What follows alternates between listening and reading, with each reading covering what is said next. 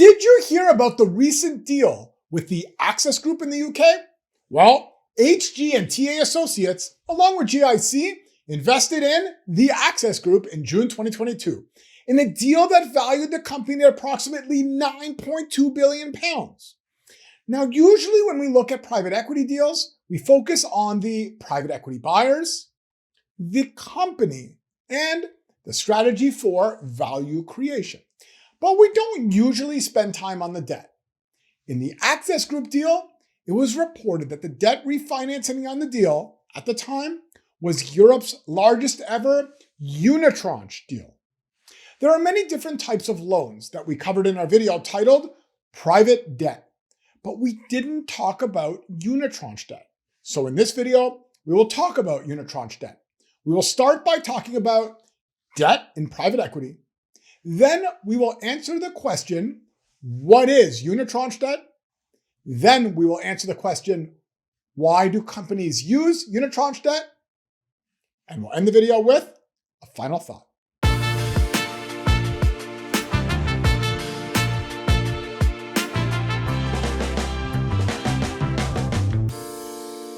So let's get started by talking about debt in private equity. As we discussed in our video titled Private Capital equals Private Equity plus Private Debt plus what else, we mentioned that in a buyout, a lot of times the private equity fund will buy a company in a leverage buyout, also known as an LBO. An LBO uses debt, and traditionally, most of the senior debt has come from banks. But after the financial crisis, the banks had more restrictions. So we started to see a lot more private equity firms raise private debt funds. So these private equity firms could provide debt on private equity deals. So what is unitranche debt? Well, traditionally on the debt side of the private equity deal, there will be both senior debt and subordinated debt. For senior debt, this means that the lender gets first claim on assets, or in other words, in the event of a liquidation, a sale or a bankruptcy, the senior debt holders get paid out first. An example would be a term loan in private equity. Now, for subordinated debt, well, this means that the lender of the subordinated debt will only get paid out in the event of a liquidation if there's enough money left over after paying the senior debt.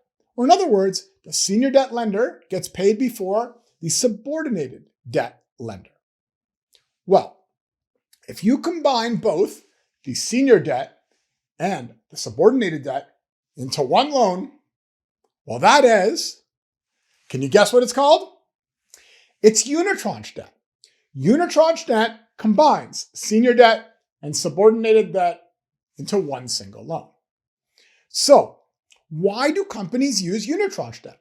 Well, by definition, on average, a company will be able to execute quicker since it'll be negotiating a single loan agreement instead of multiple loan agreements. A company will have more flexibility since it will not have various covenants and details that are different between senior lenders and subordinated lenders. And there are reduced costs. There will be a lot less documents and less legal fees needed to complete the deal. Overall, unitranche debt offers companies more simplicity when they need to borrow money. Now, here's a final thought.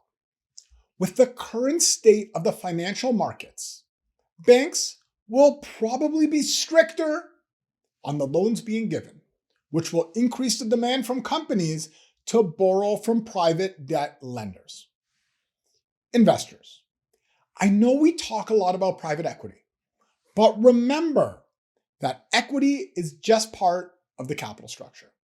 In many private equity deals, debt is involved, and there may be an opportunity for you as the investor to offer that debt either directly or through private debt funds in the form of not just senior debt or subordinated debt, but also through unitranche debt.